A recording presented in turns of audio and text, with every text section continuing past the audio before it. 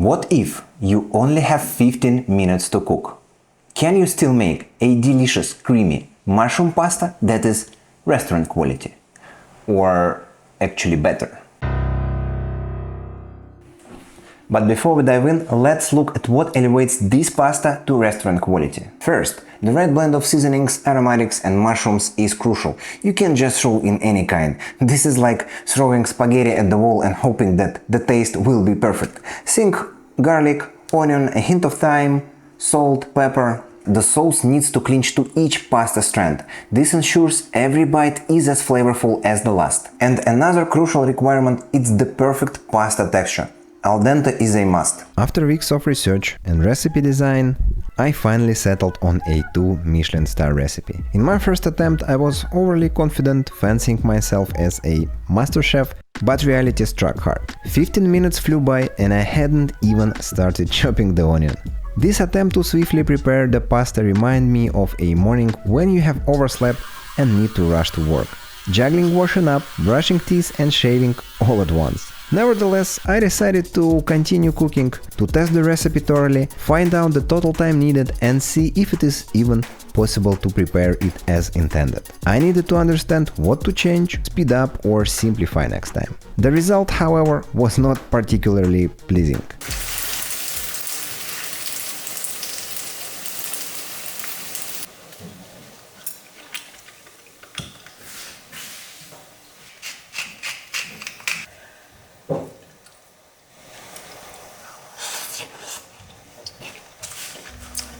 For a novice, it might be impressive, but for seasoned gourmets, it fell short of Michelin standards. The pasta was no longer al dente, everything was clumpy, the sauce was too sweet, lacking acidity, and the mushroom flavor wasn't as rich as expected. For a moment, I even doubted my culinary skills.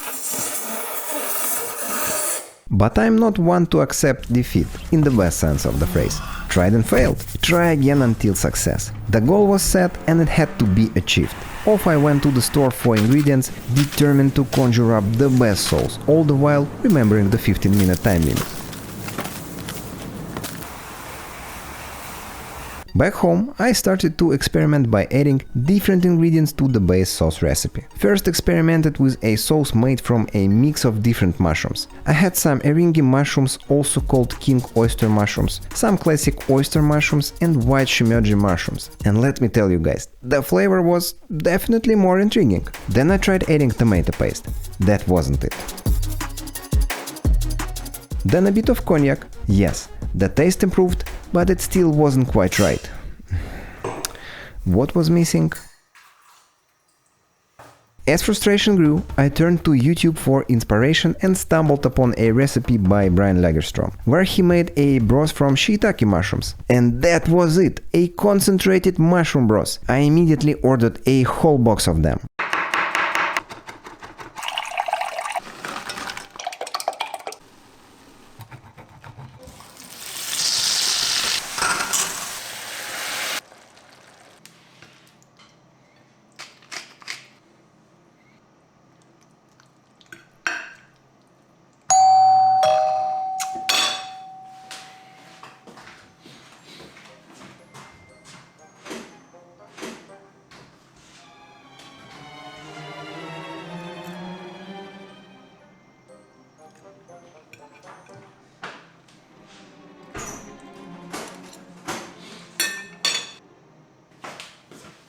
What the f?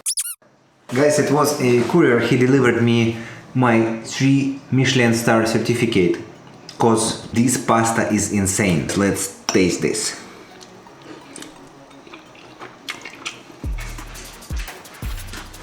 But how on earth do we get this pasta ready in just 15 minutes? Start by boiling 20 grams of dried shiitake with 250 milliliters of water. Meanwhile, heat a skillet to medium-high and chop 350 grams of mushrooms. Saute the mushrooms in olive oil and butter, seasoning with salt. Once the shiitake water boils, turn it down to simmer. Quickly chop 1 medium onion and grate 3-4 cloves of garlic. After the mushrooms are sauteed and dry, add the onion, garlic and thyme, cooking for 3 minutes. Add the mushroom broth until it's absorbed and season with pepper and nutmeg. Finish by mixing in 250 grams of cream, reducing by half. Okay guys, As you can see, in total the sauce takes around 40 minutes to prepare. But what about the pasta? Yes, of course. We cook the pasta and make the sauce simultaneously, there is no other way. But actually, pasta takes around 25 minutes to cook, out of which only 11 minutes is for water to boil. So how can we reduce the pasta cooking time? We need quick cooking pasta and faster boiling water. Boiling water can be slow, especially with reverse osmosis filtering. I tried spaghetti in a saucepan for quicker boiling, but they cooked unevenly. Breaking the spaghetti in half helped.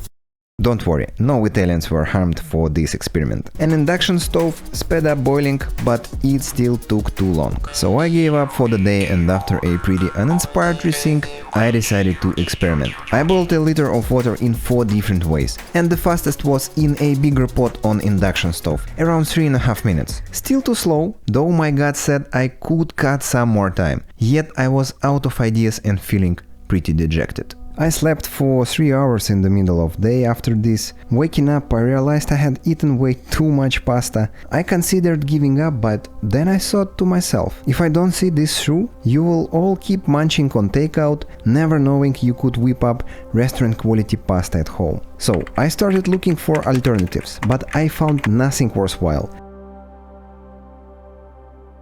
Deciding to clear my head, I went to make some coffee. I filled the kettle with water, turned it on, ground the coffee beans and prepared the drip bag. About 3 minutes later, the water boiled and I brewed the coffee.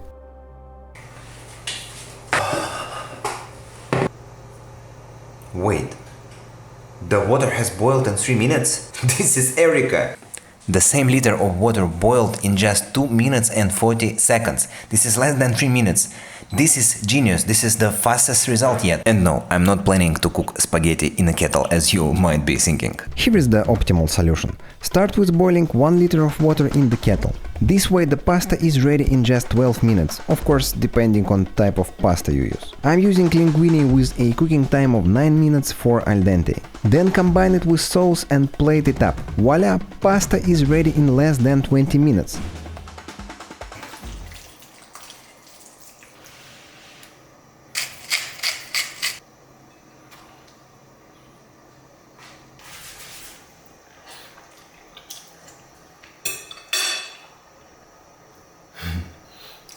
This is incredibly delicious.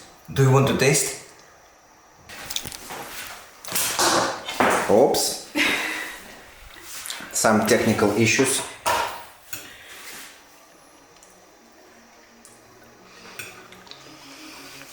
I usually rave about burgers and steaks, but now I can say the same about this pasta. I try not to cook pasta often since its carbs similar to bread for me, but man, this pasta is so tasty and it is quick to cook too. And by the way, the version without brandy and shiitake mushroom roast is also fabulous.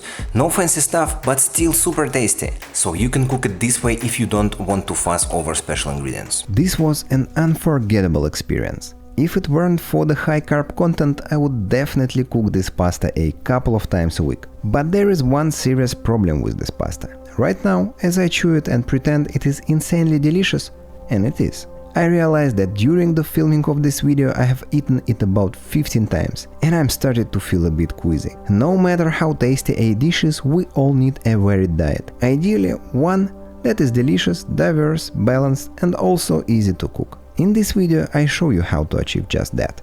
Click to find out.